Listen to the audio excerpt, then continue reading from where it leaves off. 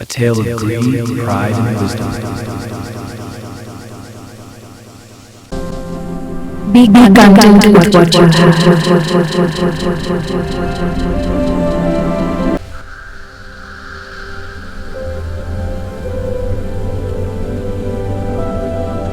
Did you get the notes from yesterday? Yeah, the timeline is confusing. We should ask about the causes. Good morning, students. Sit down. Good morning, teacher.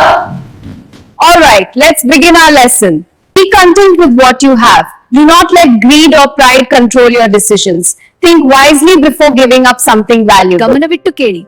ಜೀವನದಲ್ಲಿ ಕೆಲವೊಮ್ಮೆ ಧೂಳನ್ನು ಬೆನ್ನಟ್ಟುವಾಗ ನಾವು ವಜ್ರಗಳನ್ನು ಕಳೆದುಕೊಳ್ಳುತ್ತೇವೆ. ಅಂದರೆ ಇಂದು ಇದರಿಂದ ದುರಾಶೆಯ ಒಂದು ಪಾಠ ತೆರೆದುಕೊಳ್ಳಲಿದೆ. ಒಂದು ದಟ್ಟ ಕಾಡಿನಲ್ಲಿ ಒಂದು ಪುಟ್ಟ ಹಕ್ಕಿ ವಾಸಿಸುತ್ತಿತ್ತು. ಪ್ರತಿದಿನ ಮಧುರವಾಗಿ ಅದು ಹಾಡುತ್ತಿತ್ತು. ಅದು ಹಾಡುತ್ತಿದ್ದಂತೆ ಅದರ ಕೊಕ್ಕಿನಿಂದ ಚಿನ್ನದ ಕಣಗಳು ನೆಲದ ಮೇಲೆ ಬೀಳುತ್ತಿದ್ದವು.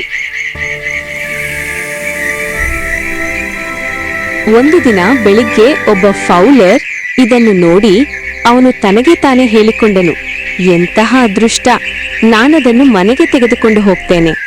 ಅದು ನಿತ್ಯವೂ ಸುವರ್ಣ ಧಾನ್ಯಗಳನ್ನು ನೀಡುತ್ತದೆ. ಶೀಘ್ರದಲ್ಲೇ ನಾನು ತುಂಬ ಶ್ರೀಮಂತನಾಗುತ್ತೇನೆ. ಅದು ನನ್ನ ಅದೃಷ್ಟ. ಅಯ್ಯೋ, ಇದು ನನ್ನ ಅದೃಷ್ಟ. ಅವನು ನೆಲದಲ್ಲಿ ಬಲೆ ಹರಡಿದನು ಮತ್ತು ಕೆಲವು ಅಕ್ಕಿ ಕಣಗಳನ್ನು ಎರಚಿದನು. ಹಕ್ಕಿ ಅಕ್ಕಿಗಾಗಿ ಕೆಳಗೆ ಬಂದು ಬಲೆಗೆ ಸಿಕ್ಕಿತು. ಬೇಟೆಗಾರ ಹಕ್ಕಿಯನ್ನು ಹಿಡಿದು ಮನೆಗೆ ತೆಗೆದುಕೊಂಡು ಹೋದನು. ಆ ದಿನದಿಂದ ಪ್ರತಿದಿನ ಹಕ್ಕಿ ಕೆಲವು ಬಂಗಾರದ ಕಣಗಳನ್ನು ಕೊಡತೊಡಗಿತು. ಸ್ವಲ್ಪ ಸಮಯದಲ್ಲಿ ಅವನು ಬಹಳ ಶ್ರೀಮಂತನಾದನು. ಆದರೆ ನಂತರ ಅವನ ಮನಸ್ಸಿನಲ್ಲಿ ಲೋಭ ಮತ್ತು ಗೌರವದ ಆಸೆ ಮೂಡಿತು. ನನಗೆ ಕೀರ್ತಿ ಮತ್ತು ಮಾನವೂ ಬೇಕು ಎಂದು ಅವನು ಯೋಚಿಸಿದನು. ಅವನು ಸುಂದರವಾದ ಬಂಗಾರದ ಪಿಂಜರವನ್ನು ಮಾಡಿಸಿ ಹಕ್ಕಿಯನ್ನು ಅರಸನ ಬಳಿಗೆ ಕೊಟ್ಟನು. ಅವನು ಹೇಳಿದನು, ಮಹಾರಾಜನೇ, ಈ ಹಕ್ಕಿ ಪ್ರತಿದಿನ ಬಂಗಾರದ ಕಣಗಳನ್ನು ಕೊಡುತ್ತದೆ. ಅರಸನು ಸಂತೋಷಪಟ್ಟನು. A gift worthy of a king. It is magnificent. What is inside? A symbol of freedom and beauty. ಅವನು ಬೇಟೆಗಾರನಿಗೆ ಸಭೆಯಲ್ಲಿ ಗೌರವದ ಸ್ಥಾನ ಕೊಟ್ಟನು. ಸ್ವಲ್ಪ ದಿನಗಳಲ್ಲಿ ಅರಸನಿಗೂ ತುಂಬ ಬಂಗಾರ ದೊರಕಿತು.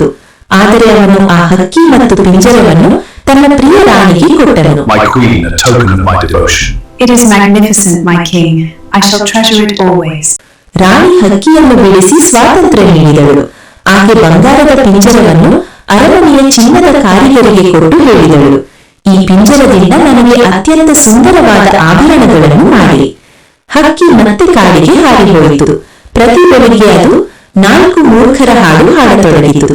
ನಾನು ಬೇಟೆಗಾರನ ಬಲೆಗೆ ಹಾರಿದೆ, ನಾನು ಮೊದಲ ಮೂರ್ಖೆ. ಬೇಟೆಗಾರನು ನನ್ನನ್ನು ಕೊಟ್ಟನು, ಅವನು 2ನೇ ಮೂರ್ಖ. ರಾಜನು ನನ್ನನ್ನು ರಾಣಿಗೆ ಕೊಟ್ಟನು, ಅವನು 3ನೇ ಮೂರ್ಖ. ರಾಣಿ ನನ್ನನ್ನು ಬಿಡಿಸಿದಳು, ಆಕೆ 4ನೇ ಮೂರ್ಖೆ. ಈ ಕಥೆಯ ನೈತಿಕ ಪಾಠ, ನಮಗೆ ಇರುವುದರಲ್ಲಿ ಸಂತೋಷ ಪಡುವುದು ಮುಖ್ಯ. ಲೋಭ ಮತ್ತು ಗರ್ವ ನಮ್ಮನ್ನು ಮೂರ್ಖರನ್ನಾಗಿ ಮಾಡುತ್ತದೆ. ಅಮೂಲ್ಯವಾದ ವಸ್ತುಗಳನ್ನು ಕಳೆದುಕೊಳ್ಳುವ ಮುನ್ನ ಚಿಂತಿಸಬೇಕು.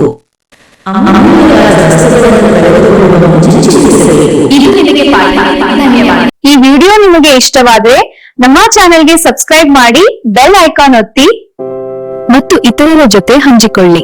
ನಿಮ್ಮ ಬೆಂಬಲ ನಮ್ಮನ್ನು ಇಂತಹ ಅರ್ಥಪೂರ್ಣ ವಿಡಿಯೋಗಳನ್ನು ಇನ್ನಷ್ಟು ಮಾಡಲು ಪ್ರೇರೇಪಿಸುತ್ತದೆ.